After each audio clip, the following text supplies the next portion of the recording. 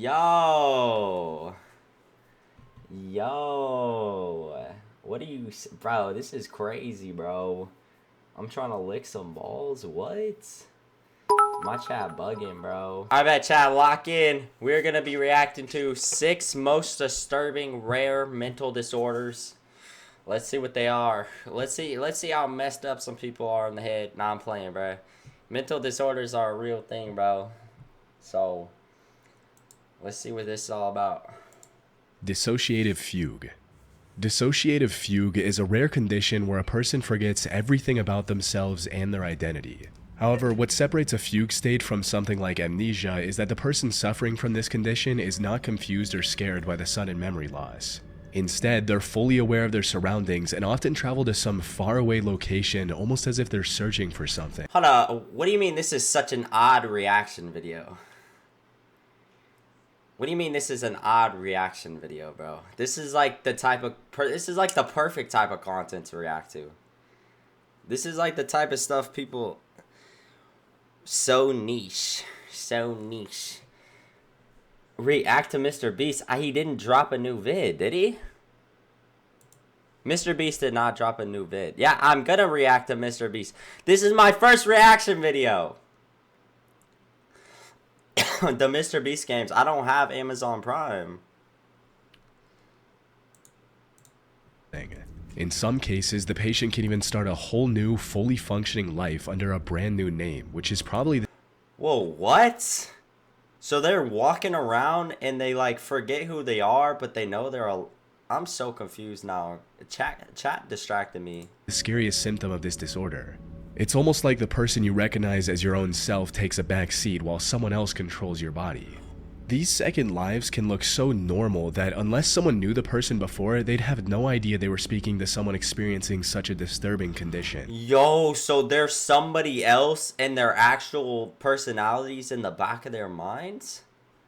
What? Yo, that explains some people that I know, low-key. I'm not gonna lie. Someone can also spend months trapped as this alternative self, living a brand new life, while to their loved ones they're a missing person. Now, we still don't have a clear picture of how such a disorder is even possible, but we do know that it has a strong correlation with amnesia and, more importantly, dissociative identity disorder, which is also known as multiple personality disorder. As for what causes such... Yo, why he mean mugging? Y'all saw that face, bro? He was geeking. We do know that it has a strong correlation with amnesia and, more importantly, dissociative identity disorder, which is also known as multiple... Yo, he went from being a chill guy to actually going insane, bro. Personality disorder. As for what causes such an extreme disorder in the first place, the reasons can range from severe mental and physical trauma to the use of psychotropic substances and, in some cases, even as a side effect of dementia. Fortunately, there hasn't been a single case of dissociative fugue becoming a permanent part of someone's life. All patients eventually come to their senses, only to find themselves in an unfamiliar location with no recollection of how they got there. However, while some regain their memories shortly after emerging from their fugue state, others remain unable to recall anything about themselves, which is what happened with Jeffrey Allen Ingram. On the 10th of September 2006, Jeff woke up on a sidewalk in Denver, Colorado. Bro, Denver is so boring, bro. I went there. Dude, there was anything there, bro. I wonder how rare these are, though. Now, of course, waking up on the sidewalk would be distressing enough on its own, but Jeff had to face an even harsher reality. He had no memory of who he was and how he got there. It was early in the morning. I'm not sure at what time. It looked like the sun was just starting to come up, so there was some light there. I was half picking myself off of the ground, and I had no idea where I was. I didn't recognize no buildings, no... Bro, this looks like some old footage. This looks like some old footage. Has anyone had this recently? Streets. No, nothing. He frantically searched his pockets, hoping to find an ID or any other document that had his name. Unfortunately, all he found was $8 in cash. After failing to remember a single detail about his past, Jeff turned to the people in the vicinity to ask for help. Sadly, they were less helpful than he had hoped. To them, Jeff looked like a crazy person on drugs. And it was extremely, extremely terrifying. They turned me away as if I was, you know, someone that lives off of the streets or was some kind of a psychotic person, you know, like, yeah, like you don't know where you are kind of thing.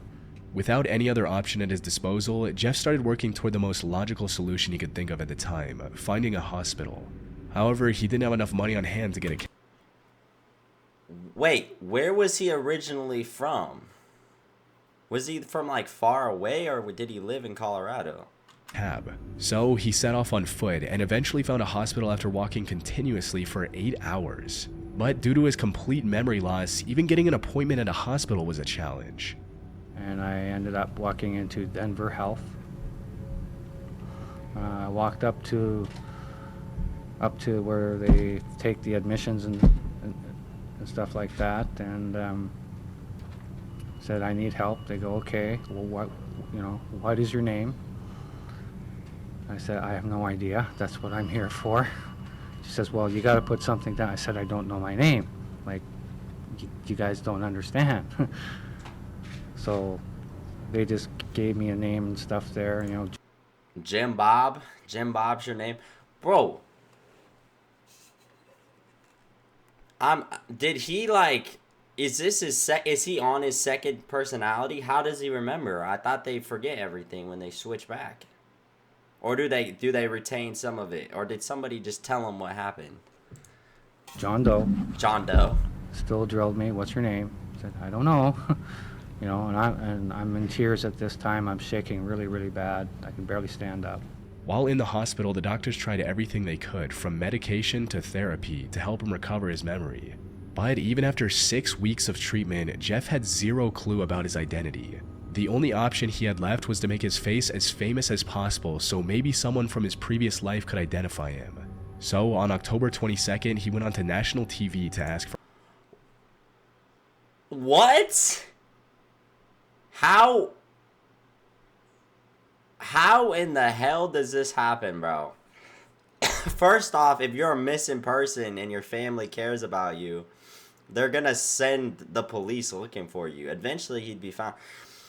How does he come up with the idea that he has to get famous?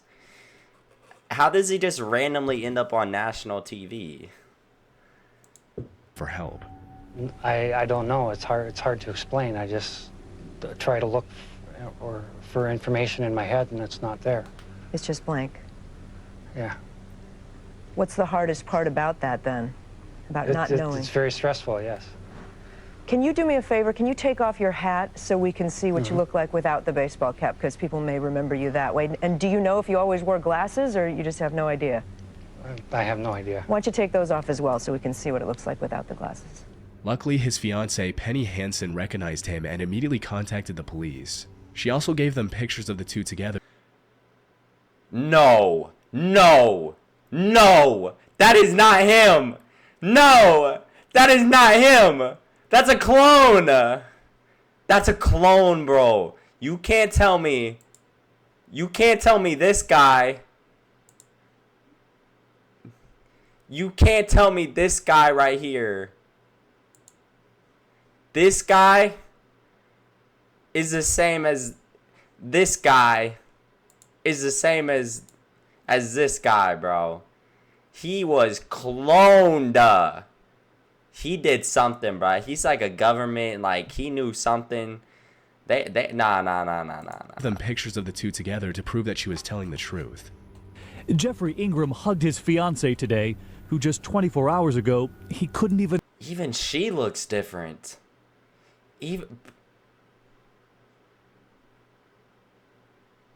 Yo, did we just discover a cloning case? No, even she looks mad different. No, they did something, bro. The government got them. These two are not the same as freaking where's that's not the same couple, bro. I'm sorry.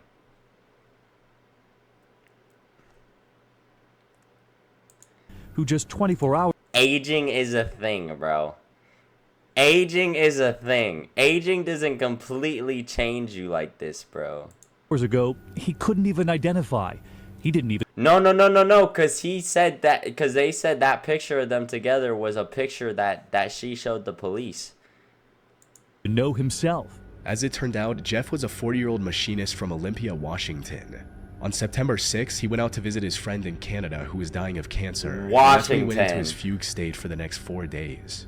The stress of knowing that a dear friend could pass away at any moment due to terminal illness was likely what triggered the disorder. However, it's important to note that this wasn't the first time something like this happened to Jeff. He had experienced the same issue twice before, with him going missing for 9 whole months back in 1995.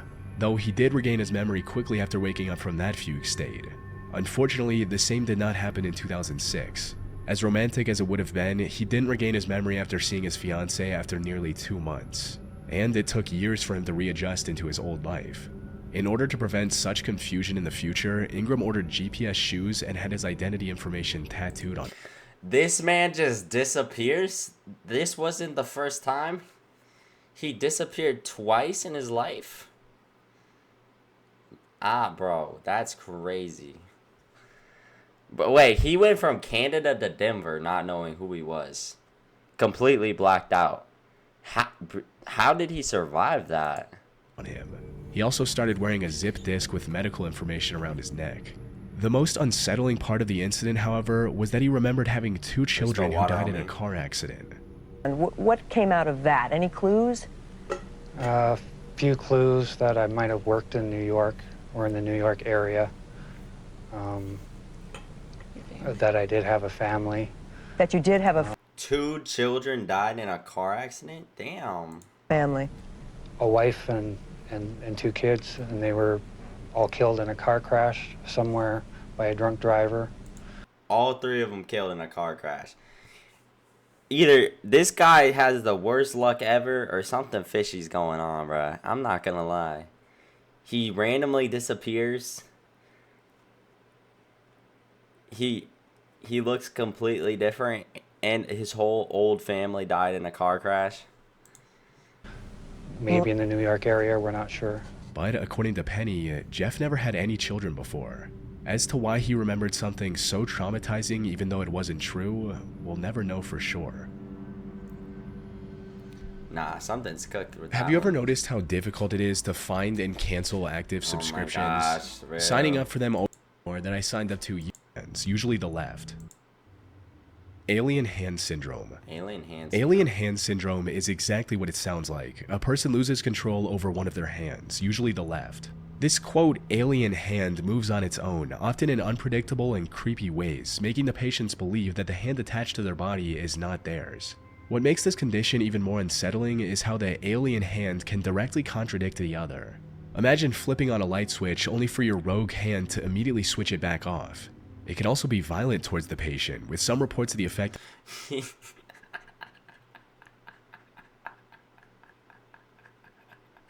Yo, bro, imagine trying to stroke it and like your alien hand is like slapping you, bro. That'd be a good thing, bro. hand trying to choke the patient, which is a truly disturbing thing to experience. And while we don't fully know why something like this occurs, we do know that it's more common in people who have undergone split brain surgery in the past. For those who don't know, our brain consists of 2 hemispheres that are connected in the middle with a bridge of nerves. Our motor functions are also split between the 2 halves. The left brain controls our right side, while the right brain controls the left. More importantly, the left hemisphere governs our ability to speak. It's where our language centers are housed, the part of us that can articulate thoughts. In a sense, it's the voice of who we are. However, during a split brain surgery, the corpus callosum, which is the bridge that connects the 2 hemispheres, is cut to Why would you need a split brain surgery? Ugh. Dude, I hope I never have to get a brain surgery, dog. treat severe drug-resistant epilepsy. And as the theory goes, split brain surgery removes the right brain's ability to communicate its intentions with the left brain, which, as we discussed, controls speech. In silence, the right brain remains conscious, aware, and functioning, but with no voice to express itself. And since it doesn't have a way to vocalize its intentions, the right brain often resorts to moving the hand under its control. A real-life example of this is Karen Byrne in New Jersey. She had the split brain surgery when she was 27 years old to treat epilepsy, and it was a success.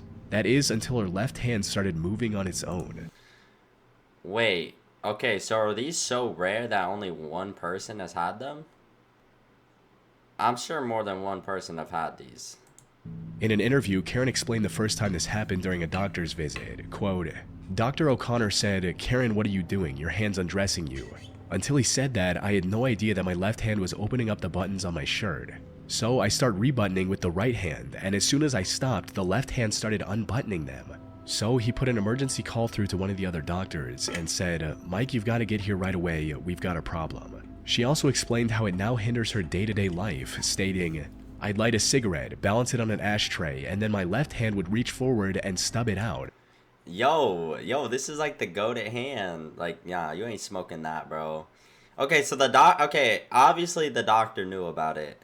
The doctor probably knew what the thing was, because he reacted in a way where like he kind of like knew that she wasn't just tweaking out trying to go naked, that something was up with her left hand. Yo, my internet's tweaking. It would take things out of my handbag and I wouldn't realize, so I would walk away. I lost a lot of things before I realized what was going on. Worst of all, the left hand sometimes lashed out against Karen and started attacking her out of the blue. Ultimately, if the split brain theory is true, it brings up some unnerving questions about who we are. Dude, no. But as creepy as some of the implications are, I doubt we'll get concrete answers anytime soon, since this disorder is so rare that it's hard to study. Plus, our brain is way too complex to fully understand with our current medical technology. I do not ever want no surgery, bro, on my head. Cotard syndrome.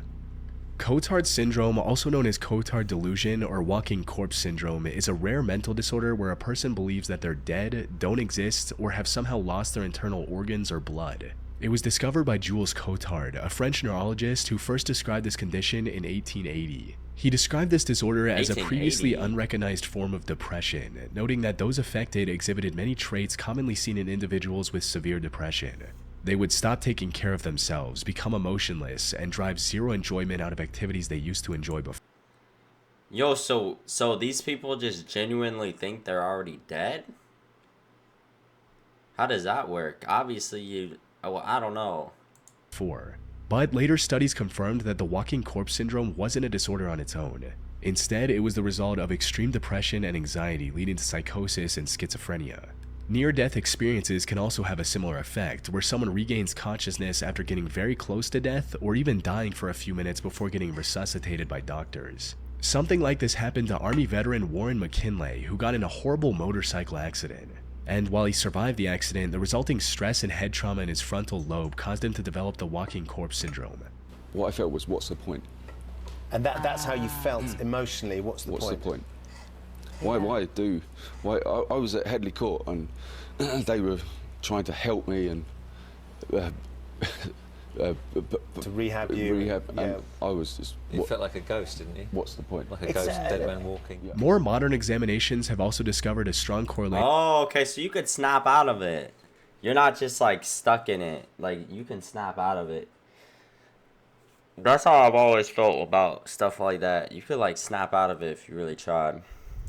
Between Cotard syndrome and damage to parts of the brain responsible for recognizing faces. So, when an already anxious person sees themselves in a mirror, they can't recognize themselves and reach the delusional conclusion that they must be dead. Researchers also mapped out the 3 key stages of Cotard syndrome. And the scary thing is, it starts off as practically indistinguishable from regular depression in what's known as the germination stage. Yo, we got the same guy tweaking, bro. This is the same tweaker from earlier. During this stage, the patients experience symptoms like insomnia, loneliness, and the loss of interest in both their home and work life. The next stage is known as the blooming stage. This is where the symptoms quickly mold into something that can be recognized as Cotard syndrome. During this stage, patients often claim that they have missing or rotting body parts, that they're already dead, or in some severe cases, that they don't exist anymore. The final and the most terrifying stage of Cotard syndrome is called the chronic stage. At this point, the delusions of death become ingrained in the patient's mind, leading them to refusing any and all help from others and denying their reality. Once a person reaches this stage, it becomes extremely difficult to rehabilitate them, since in their mind, what's the point? They're already dead. And while there are some exceptions, most patients at this stage end up in one of 2 distinct camps. For about 55% of the patients, the main symptom of Cotard syndrome is a delusion of immortality. They believe that they've lost vital organs. What? However, they're also still mindful enough to notice that their body is still moving. Under normal So they think they're like the immortal, bro? Circumstances, they'd see the proof of their body working fine and come to the rational conclusion that they still have every vital organ. Unfortunately, the psychosis caused by Cotard syndrome leads them to a very destructive realization that they're functionally immortal. This was exactly the case for the 43-year-old woman whose condition led to Jules Cotard discovering the syndrome, someone he referred to as Mademoiselle X. In his case report, Jules described Mademoiselle X's condition in detail, stating, Mademoiselle X affirms she has no brain, no nerves, no chest, no stomach, no intestines. There's only skin and bones of a decomposing body. She has no soul, God does not exist, neither the devil. She's nothing more than a decomposing body and has no need to eat for a living. She cannot die a natural death. She exists eternally if she's not burned. The fire will be the only solution for her. Unfortunately, Jules... Is that a mental disorder or her just tweaking out, bro? Is that how everyone with this mental disorder thinks, or just her? Didn't have any way to treat this woman at the time. She later passed away from starvation after refusing to eat anything. And while the people suffering from this form of Cotard's might find some solace in the delusion that they can't die, the second group's life becomes an unending nightmare. The most disturbing case of this I came across involved a 65-year-old retired teacher referred to as Mr. B in the case report to protect his privacy. Mr. Beast. Let's call him Brian for simplicity's sake. Sometime in early 2010, Brian started experiencing a multitude of negative symptoms, including sadness, poor socialization, anxiety, decreased sleep and appetite, ideas of worthlessness, and guilt. However, it wasn't long before these symptoms developed further with delusions of catastrophe, nihilism, and persecution. He also began feeling like he had lost every asset and had become extremely poor as a result. But things were about to get a whole lot worse. Because soon after, Brian started saying that his organs weren't working anymore, his brain had stopped functioning, and his house had developed cracks and was going to fall down. This feeling of nihilism became so unbearable that Brian tried to end his life. Fortunately, his attempt was unsuccessful, and he was admitted to a hospital. Family members also found a final note in his room which revealed that he wanted to end himself because he feared he might spread a deadly infection to the people in his village. Even after being admitted to the In his village? Where was this guy living at? hospital, Brian attempted to end everything 2 more times before becoming fully convinced that he was already dead and refusing to eat. The only silver lining in this case is that doctors were able to diagnose his condition as Cotard syndrome on time and treat him accordingly.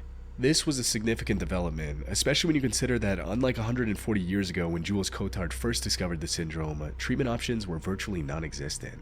And while Cotard syndrome is not officially recognized as a mental illness, How do you even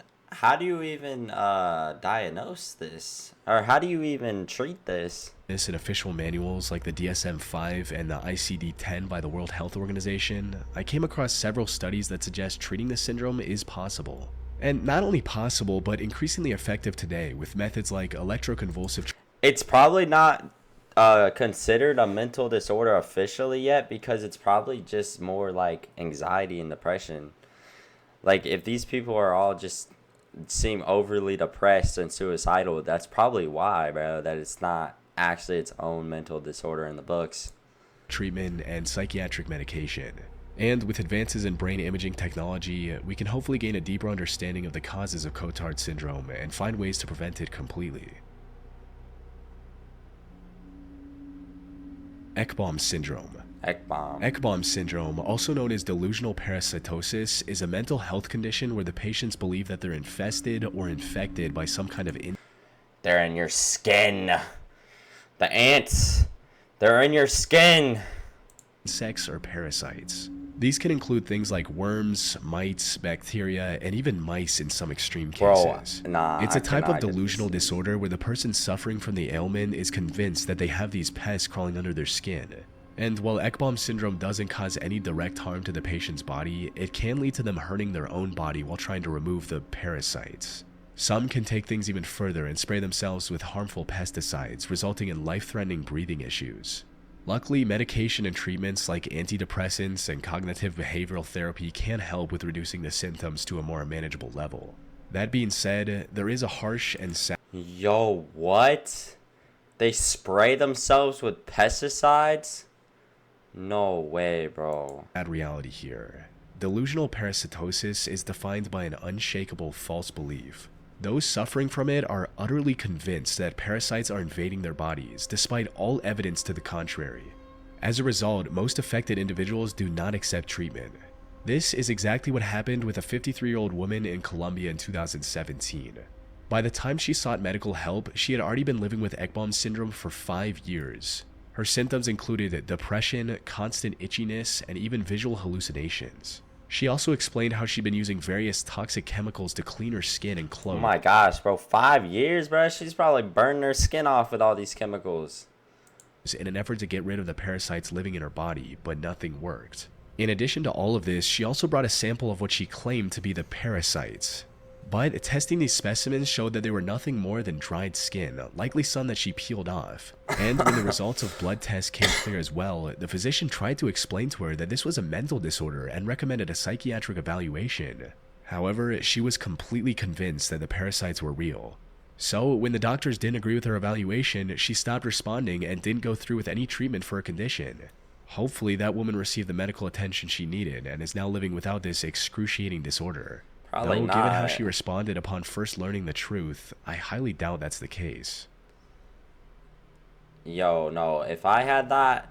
Visual dog, agnosia. you got me bugging. If I had that, dude, I'd be at the hospital first thing, bro. First thing. I cannot handle bugs. I cannot do bugs, bro. Visual agnosia is a rare vision-related disorder where the affected individual has trouble recognizing objects. They can still technically see something that's in front of them, but they can't identify what the object is, or at least identify it correctly. I see colours, shapes, punctuated by faces, the faces of people which I really recognise, and they stand out much more than anything else. That's why I can't read words or read music anymore. So I still can imagine what it looks like in my mind's eye, but I can't imagine what it looks like, or I can't see what it looks like when I look at it. So essentially, I find things through colour. Someone suffering from visual agnosia might see a chair and mistake it for a small child. What? Though this is an extreme example. In most cases, the patient often confuses an object with something of a similar general shape, like seeing a pink smartphone and believing that it's a bar of soap. There are also several subcategories of this disorder for people who have difficulty perceiving a certain type of object. People suffering from alexia, for example, cannot distinguish between different words, and Wouldn't this be a physical disorder? Like your eyes? see all text as essentially the same thing. Similarly, patients with environmental agnosia have trouble recognizing their surroundings, which makes it almost impossible for them to go anywhere on their own. Visual agnosia is fascinating not just because of how it affects perception, but because it gives us a glimpse into the intricate workings of the brain and what happens when those processes... Yo, yeah, maybe I'm stupid. It definitely is a mental disorder, bro. I understand that now. break down. In rare cases, it can be triggered by trauma, such as a head injury or stroke. However, the more common cause is simply aging, particularly in conditions like dementia that impact the brain's ability to process and interpret visual information.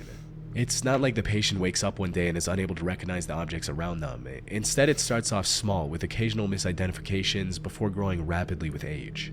And this is precisely what happens to the most popular case of visual agnosia, which was documented by the neurologist Oliver Sacks in his book titled The Man Who Mistook His Wife for a Hat. The title of the book is also in reference to the person suffering from visual agnosia, who Oliver referred to as Mr. P, who I'll just call Peter for simplicity's sake. Now, Peter was a singer and a musician who became a music teacher in his later years. And it was during his time at school that the first... Did he, like, grab his wife and try to, like, put her on his head and she screamed? That'd be scary, bro. Signs of his visual issues began to appear. Sometimes a student would stand in front of him and Peter wouldn't recognize them. More specifically, he wouldn't recognize the student's face. It would stay that way until the student spoke, at which point Peter could identify them by their voice. This often caused misunderstandings and frustrations for Peter, but he often laughed it off and didn't pay much attention to it. However, his situation became a whole lot worse as time went on. Not only was he failing to identify the faces around him, but he also began to see faces where there were none. It got to the point that on some occasions he patted things like fire hydrants and parking meters, thinking that they were his students. Yo, what? Okay, I get that, like, he's seeing them, but, like, can't he put two and two together? That, like, his students aren't just standing on the side of random roads? But this blurring of reality didn't stop there. As the condition progressed, Peter became increasingly delusional. He began speaking to ornate carvings on chairs, expecting a response, and expressing surprise when none came. This went on for nearly 3 years as Peter kept ignoring the issue and deluding himself into thinking that it was normal. And it wasn't until Peter developed diabetes and sought help from an ophthalmologist, concerned that his eyesight might be failing, that the truth came out. Fortunately, after hearing Peter's bizarre and fragmented descriptions of his vision, the ophthalmologist realized the problem wasn't with Peter's eyes, but with his brain. He referred Peter to Oliver Sacks for further diagnosis. Upon his visit, Oliver gave him a National Geographic magazine and asked him to describe what he saw in it. According to the case report, Peter was able to discern finer details like colors, brightness, and shapes of objects in a scene. But when asked to describe the scene as a whole, his mind drew a blank. However, the most bizarre part of his visit came near the end when Peter was about to leave. He reached out and grabbed the head of his wife, who came with him, and tried to put her on his head. In other words, Peter had just misidentified his own wife as a literal hat. Bro, oh my gosh, bro. I thought, like, they only misidentify, like same objects, like, objects that look similar in nature. Maybe this guy had the most extreme case of them all. This confirmed beyond a doubt that Peter was dealing with visual agnosia.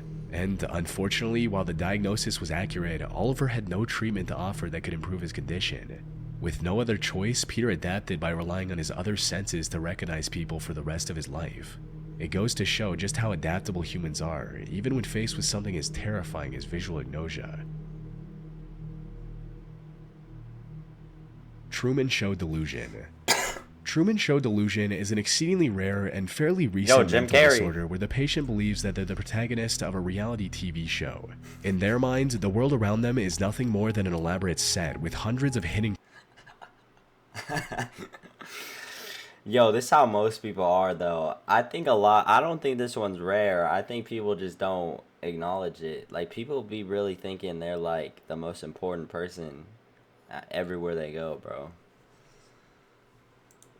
cameras to capture the reaction to various events. The name of the disorder comes from the 1998 movie starring Jim Carrey called The Truman Show. For those who haven't seen it, the plot of the movie revolves around Truman, who's adopted by a corporation at birth. This corporation then builds a secluded island with thousands of cameras and broadcasts every second of Truman's life for the whole world to see. Now, there are some differences between individual cases, but for the most part, almost all patients believe that they're the real-life version of Truman. When asked, this is how one of the people suffering from the delusion described their mindset. I realized that I was and am the center, the focus of attention by millions and millions of people. My family and everyone I knew was and are actors in a script, a charade whose entire purpose is to make me the focus of the world's attention. Medically, Yo, what? What? How do people come to these conclusions, though, bro? Like, I feel like if you went out, so like if someone like tells them they don't care about, like, I feel like most people just ignore people nowadays, bro. the Truman Show delusion is a symptom of psychosis and can also serve as an early sign of schizophrenia. And while there have been many cases of this delusion over the years, few are as significant as Albert's. Albert was a 26-year-old from western Pennsylvania who was leading a fairly normal life. He worked at a nearby assembly plant and lived with his parents. But one day in 2002, he decided to travel to New York and tried to enter the United Nations building. When a guard stopped him from going any further, he punched the guard and was later taken to the Bellevue Psychiatric Hospital. And that's where Joel Gold, who was a psychiatrist, and Ian Gold, who worked as a neurophilosopher, discovered the truth about Albert's condition. As it turns out, Albert believed that he was the main character of his very own TV show, and everyone around him, including his parents, were nothing more than actors. He also revealed that the showrunners were watching his every move. Albert thought he was him. Albert thought he could just pull up and walk in Through tiny wireless cameras that were implanted in his eyes. His delusion got to the point where he believed that the 9/11 incident was just a staged plot twist to make the show more interesting. And before getting arrested, he What? What? Yo, I need to watch The Truman Show. That plot sounds fire. was trying to escape the show by asking the UN for help, which is why he traveled over 200 miles to New York City. Albert was later identified as the first documented case of a newly recognized mental disorder, eventually named Truman Show Delusion. The Gold brothers have since diagnosed several hundred people with the same delusional disorder. And sadly, as cameras become smaller and surveillance more widespread, it's hard to imagine the frequency of these cases decreasing anytime soon. Oh my gosh, bro. Yo, these were crazy. Six most disturbing rare mental disorders by Chilling Scares. Yo, this is a good channel. We gotta react to them more.